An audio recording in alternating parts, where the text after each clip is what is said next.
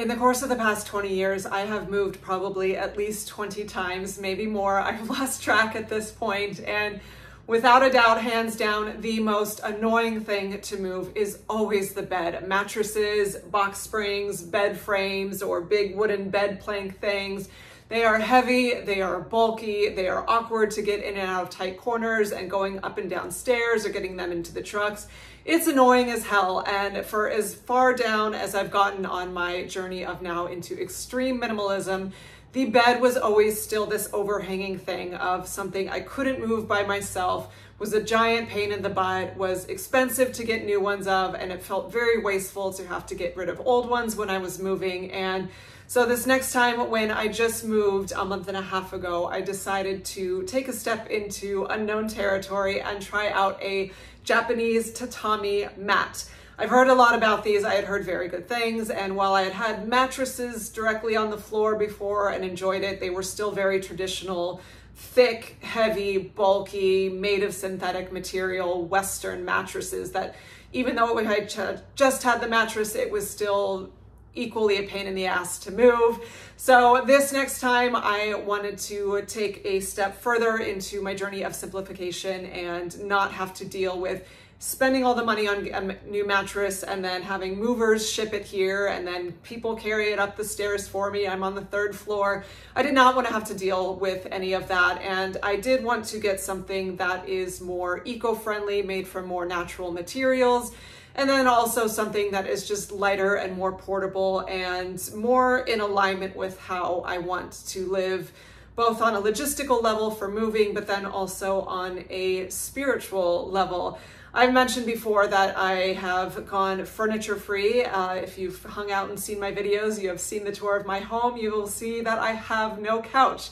And I've been sitting on the floor for a couple months now, actually. When I was in my old place, I sold my couch early, just preemptively, knowing that I was going to be leaving, and sat on the floor as sort of an interim and found that I really loved it. And so it kind of, that planted the final seed of, well, if it feels so awesome to be sitting so close to the ground, why am I not sleeping closer to the ground? And so that kind of sealed the deal on testing out a tatami mat. And then when I moved into this place on June 5th, I had my new tatami mattress and have been sleeping on it since. So it's actually been longer than 30 days. I just said 30 days in the title because, you know, catchy YouTube title, but I thought I'd give you all a proper review today. So let's get to it. First of all, the aesthetic of it. I'm sitting kind of on it. I'll give you a proper view here. And you can kind of see it in my mirrored closet there. It's very simple. The brand is called Max Yo-Yo, M-A-X-Y-O-Y-O. I am not sponsored or affiliated with this brand whatsoever, nor did I have prior knowledge of it or get any recommendation. I literally just went on Amazon, and normally I loathe shopping online and especially loathe Amazon, but I had no idea where in town to find a Japanese style mattress and did not feel like driving all over town to go look for one. So I did go online for that and just looked up, I searched in Japanese tatami mat, and there were a few that came up, and some that I was like, oh, this looks good. But then I read the reviews and they were all awful. So I'm like, okay, probably shouldn't do that. And came across this one. It had pretty good reviews, actually really good reviews, and was at a price point that made sense for me. And it did say that it was made mostly a lot more of natural fibers that were a lot more eco-friendly, and that was important to me, and no toxic fumes or chemicals would be radiating off of it like there often is with normal traditional Western mattresses. And it just looked really high quality, so I went out on a limb and got it. And I have to say, I am very, very pleased with the purchase. I got a queen size, and it was about, after taxes, $170 and then free shipping. So already there, that is a lot less expensive than a queen size mattress you could get at any sort of normal upscale mattress things. I know I've had $1,000 mattresses in the past, and that's just the mattress before you add the box spring and then whatever type of bed frame you're on. So $170 for a queen size bed is already a lot lower. I chose queen. I could have gone with a full, but my sheets were already queen from the other place I was in, so I didn't want to waste my sheets. So that's why I got a queen, but it's nice. I definitely would not need a king, but everyone's got their own needs on that. But I've been on it for a month and a half now, and while I can't say, I mean, it would be a shocking and exciting YouTube video, right? To say like, sleeping on a tatami mat has changed my life. And well, it hasn't, but it definitely has been an upgrade in certain ways. First of all, just getting it here. If any of you watch sort of the moving vlog timeline of me getting in here, I stayed with a friend's for a week before I was in between the two apartments. And so I got the bed shipped there. And it came in a very tiny box that just fit in my car, and I was able to drive it up here. And I could lift the box myself, but a friend helped me because it was up 3 flights of stairs, but it still was like, I think like 30 pounds or something. I don't remember, but very, very like not heavy at all. And it comes like vacuumed in a little pack. So it's very easy to transport it into your home, which is already a plus. And then when you unseal the pack, it basically just puffs out and expands. And this is one place I will give a word of experience slash something I screwed up on. I'm notorious for not reading directions. I hate reading directions. I bought IKEA furniture back in college one day and I was like, well, I don't need these directions. I put a kitchen table together and then it fell apart in like a week. I just don't like reading directions, but there was it's not like there were like complicated directions. I like sort of saw when I like threw the paper away that you're supposed to set it out in the sun so that it fully re-expands from being vacuum sealed so compact. And I didn't do that. I set it, I put it up in my room in like the morning, and then, but I was like, I need to sleep on this, and I didn't really want to sit it out on my balcony. I like opened the window and I was like, it'll probably be fine. Well, it wasn't a disaster, but it definitely, when the first couple nights I laid on it, I'm like, ooh, I think I might have made a mistake. Like it felt sort of lumpy and collapsed in certain areas and just uneven. I was like, oh man, this thing sucks, but I didn't want to throw it away. And then once you do expand this is also a word of caution if you're not sure about it. It's really hard to get it back in the box. In fact, borderline impossible to get it back in the box without having like a vacuum sealer thing. So I don't know if you were to return it, how that would be possible. So I stuck it out for a week, and honestly, it was okay, but something didn't feel right about it. It definitely felt like a little collapsed in certain areas and not, just not right, not firm enough and uneven. So I was like, oh man, I screwed up and but I didn't want to figure out how to like send this thing back. So I gave it another week and it started to feel better. And then I experimented with just sleeping directly on the floor for like a week, which I might make another video about that, because I had heard sleeping directly on the floor can really, really help your sleeping patterns, because I'm not the best sleeper. That didn't work for me. I woke up like every hour and just my butt hurt, my neck hurt, and I was like, screw this, I'm not doing this. So I went back to the bed. But what happened is that week off of the bed, I think gave the bed a chance to like fully expand, because when I got back on it, it felt way, way better. And now it's totally awesome. I guess it just needed a little bit more time to fluff itself out and not having my body weight on it for a week. I don't know, but if I had just read the instructions and like not laid on it for a night or two after I bought it and set it in the sun, it probably would have been totally fine. But lesson learned on my end, you should follow directions of things that are being given to you, whatever. But at the end of the story, it's now a month and a half-ish in. I started on June 5th. It's now July 16th as I'm filming this.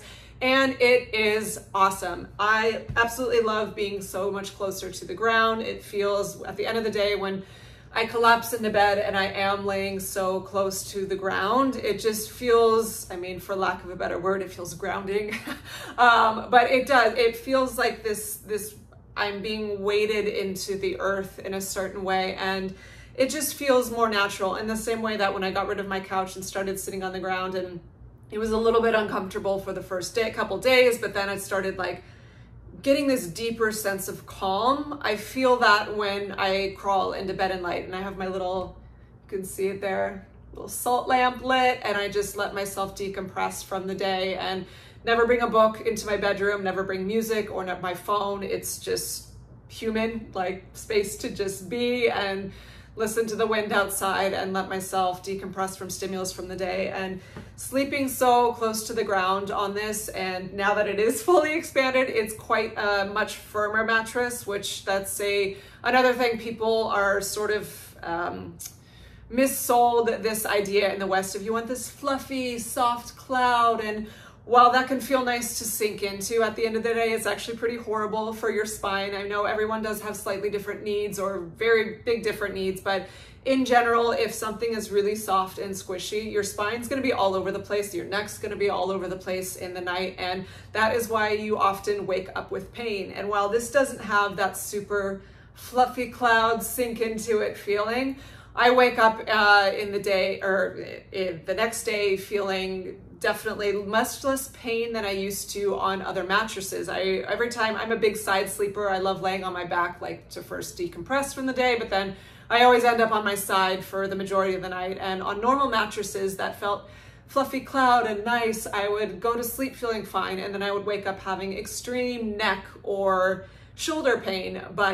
And some of that can be from a crappy pillow too, but the shoulder specifically, it's kind of counterintuitive. You would think sleeping on something soft and squishy would alleviate the pressure point of your shoulder, but because there's no support, you sort of end up sinking in, and then all of your weight is on the shoulder, versus this tatami mat, which is just more compact and thick. I sleep on my shoulder, but then I wake up and I don't have the shoulder pain that I used to, so that is a good thing. And it just, again, on a spiritual level, sleeping closer to the ground, even though, yes, I'm on the 3rd floor of an apartment, but the actual ground that I'm touching, sleeping closer to it just feels more natural and in alignment with how I want to live as a human. And I've been enjoying it, and I love the aesthetic of it and the sleekness of it. As you can see, I just have, the mat itself is gray, and some people lay directly on it, but I had bed sheets and I'll use them.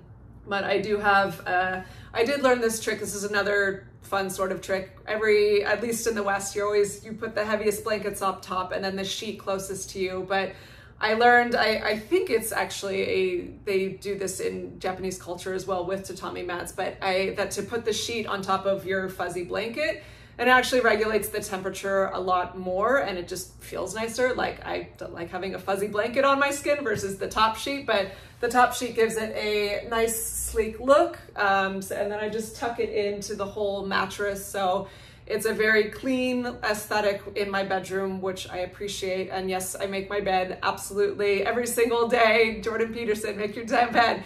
But I do think that is a nice energetic cleansing of your space. It's a respect for your space. It's a commitment to starting the day from a clean space. So I do enjoy that practice. And if I do move again, which knowing me, that's very, very likely because I love to move, this is going to be very easy to move. I did, when I was doing my failed floor sleeping experiment directly on the floor for a week, I actually moved this out of my bedroom, and I didn't need to get another person to help me or huff and haw. I just whoop, pick it up and put it in the other room. It's very light. It does come with 2 little straps too, so you can sort of roll it up. It doesn't, the really thin ones, I should say this, I got this 6-inch model or type, whatever, because I wanted to sort of ease myself into this tatami lifestyle. The traditional ones are typically 3 inches, and those ones can fold up a lot easier. If you are looking for something for a guest bed that you can store away, that would probably be a better option for you. But for me, 6 inches just felt a little bit more right, and because I have a bedroom to myself, there's no need to fold it up and store it away. I feel no desire to do that. But when I do move again, this will roll up fairly easily, and I can put the straps on it and just lift it myself, and it will be no problem getting it down my 3 flights of stairs to wherever the new adventure is. So for anyone out there that is curious about floor sleeping, I definitely recommend it. If you are buying a mat online, I think most of them do come in these compact sort of vacuum sealed things. So follow the directions, let it air out in the sun for a couple days. They said, I think 48 hours, and then sleep on it, and it should be all firmed out and ready to go. And I think it is just being as close to the ground, spending as much time close to the ground as you can is a very rejuvenating and calming and centering practice. And I have definitely been enjoying spending my sleeping time in that space, and I don't ever foresee really going back to a regular bed for all of those reasons that I just listed. So if you want to check out Max Yo-Yo, again, I'm not sponsored or affiliated, that's just what I happen to land on, and I'm quite pleased with the product.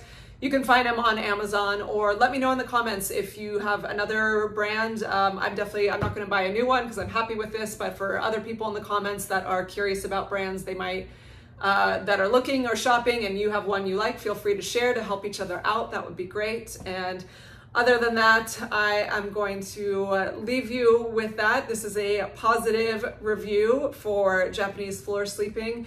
Is it absolutely mind-bendingly life-changing for me? No, but I do really, really love it, and I don't foresee ever going back to a normal bed. So that's the video for the day. Thanks for hanging out for this quickie, and I'll see you in the next one.